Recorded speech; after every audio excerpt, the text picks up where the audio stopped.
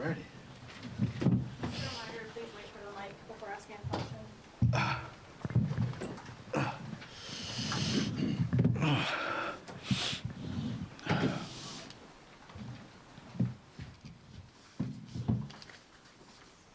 Gino, you said you had hoped to get some answers to some questions in the first game.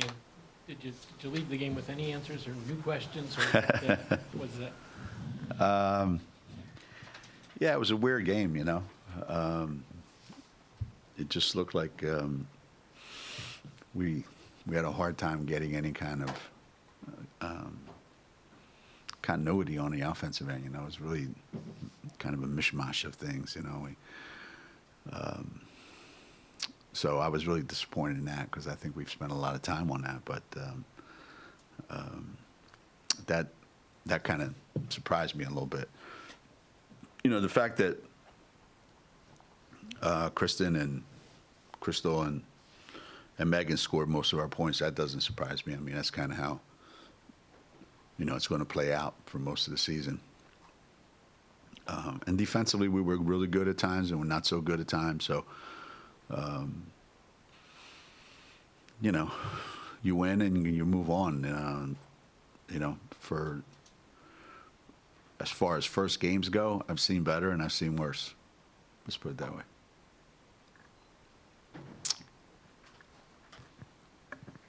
With 4 players scoring all but 2 of the team's points, obviously you talked about having everyone try and contribute early and often at this point, but, you know, are you going to have to, how is Anna and Aubrey especially, how are they going to have to get more involved? And I mean, they only took 3 shots too, but you know, eventually you think that those 4 of those players, as much as it's helpful, can't do it all. Yeah. Well, actually, they can. I mean, I think when you look at the way the offense was moving or not moving, lack of movement, that means that there's not going to be a lot of people touching the ball. So,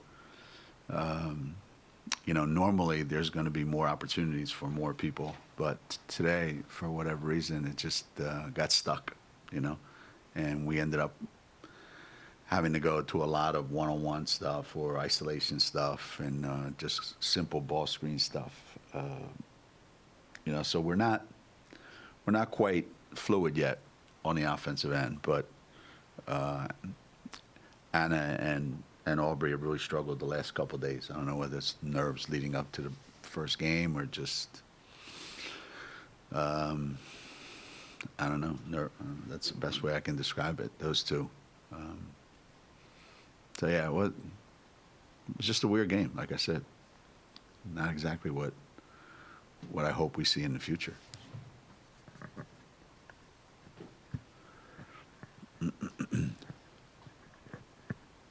I have a question about how you guys were playing some defense in the first half. You started on man, then you went to zone, and you started pressing a little bit at the end of the first quarter. Why were you switching up your defense? And it did allow to some open threes, so I just taking your perspective from it. Yeah, I thought we got a little bit tired real quick. I mean, I thought we came out like with a big surge right at the beginning, and I thought we could conserve some energy and play a little bit of zone because we intend to give it a shot, you know, especially when we got a couple fouls on Liv and Meg. Yeah, we're not going to be able to just stick to one thing and just go with that. You know, I think as the season wears on, we have to be a little more creative to how we're gonna get it, some stops. But yeah, there were a lot of open looks today, but I don't think our defense was as bad as I thought it was going to be. I thought it'd be a lot worse than that.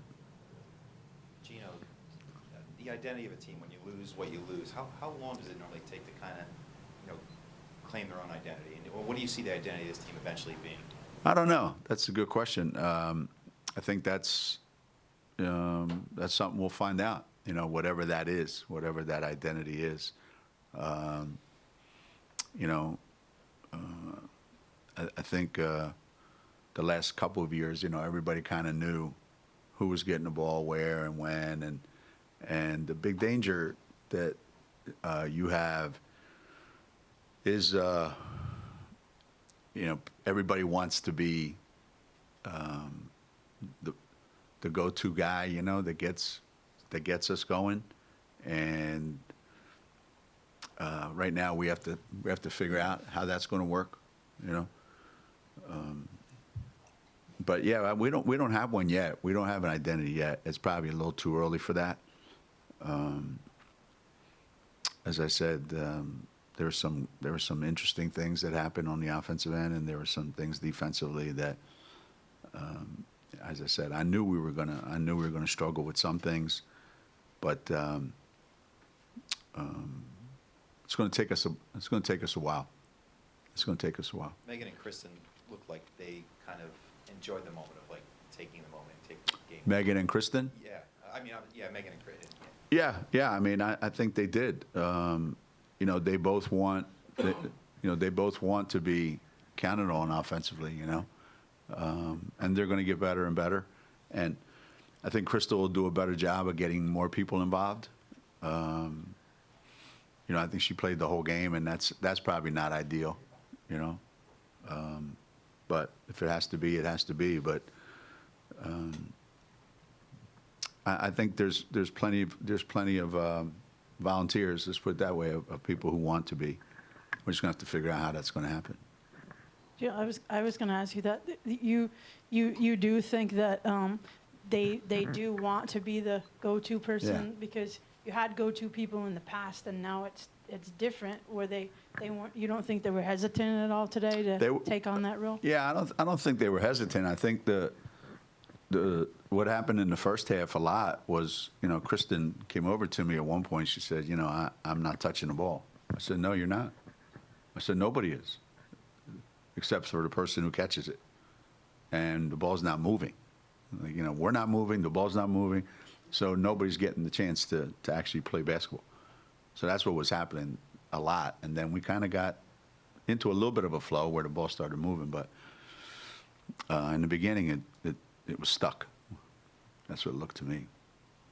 Gino, how about players that need to play a complementary role? Do you look at depth eventually maybe becoming a strength of your team, or do you look at, is it rather alarming that 4 players took that many shots today? No, not really. Not really. I would say that the majority of the shots are going to go to those guys. They're the guys that have played the most basketball here. So I don't think that, I don't think those other guys they are complementary players. That's exactly what they are. And sometimes being a complementary player means you don't get any shots. You're going to have to do other things, whatever that is, Anna's been struggling the last couple of days, and that's what happens with young players. They miss a couple shots, and then they kind of withdraw into themselves, and but I think they'll get better as the season goes on. I mean, it's only one game, but no, those 4 are going to take most of our shots. I mean, there's no getting around that. That's not going to change.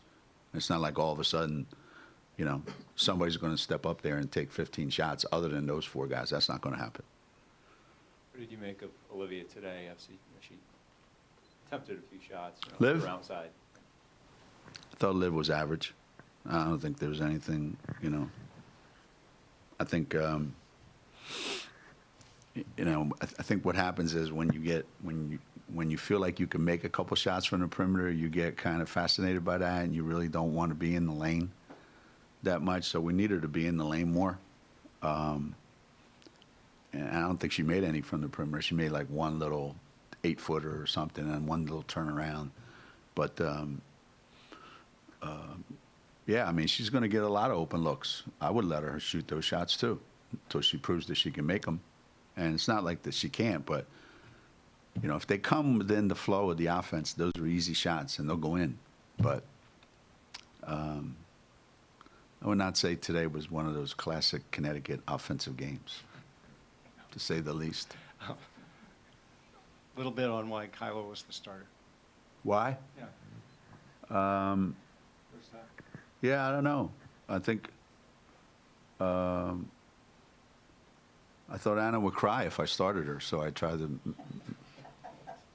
make her feel a little bit better. And she's been in a daze the last couple of days, so I don't know what's going through her mind. I'm gonna have a little talk with her tomorrow. She looked paler than pale, if that's possible. Yeah, that might be a little too much for her. I don't know. I'll have to figure that one out. But, Kyla knows what we're doing out there, She's going to make a good pass. She's going to set a good screen. She's going to be a complimentary player, basically, She probably didn't take any shots this year. I hope not. Yeah, there you go. Yeah, there you go. There you go. Gina, you talked about wanting Kristen to do more than just score. The fact that she had 7 rebounds, I think, today, a couple assists, is that an encouraging Right. sign? Even her coming over and telling you that she isn't getting the ball, is that a good recognition of things out there? Yeah, no, I want her to be involved more. I want her to rebound more. I want her to be more aggressive. That's her game. I mean, she's not going to be one that is just going to wait to get it. She has to be involved all the time. Moving without the ball, touching the ball.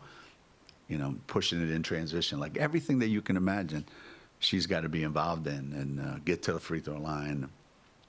So she will, but as I said, nobody was going to look great today. The way the ball game was played. Cal scored, I think, 14 points off of 14 second chance points, had 13 offensive rebounds. Is that just the rebounding on both ends, but including defensively? Is that still remain a concern, trying to get limit other opportunities from the other team? I have an answer for everything. We're a lousy defensive rebounding. We're a lousy rebounding team. I mean, when you think about it, they had 13 offensive rebounds. We had 12. So they're probably sitting there going, you know what? We gave Connecticut too many offensive rebounds. We're not a great rebounding team. I'm glad that Megan got 10. We need Megan to get a couple offensive rebounds. But I thought